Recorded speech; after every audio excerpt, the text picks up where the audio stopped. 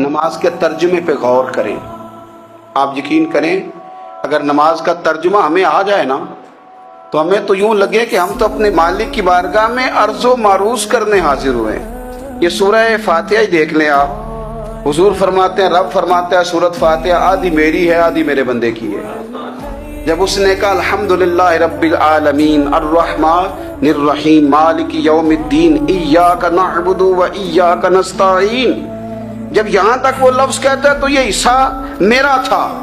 اس نے اپنے رب کی تعریف کی، اور جب کہا نا اس نے اہدنا الصراط المستقیم، اب بندے نے التجائیں شروع کر دی.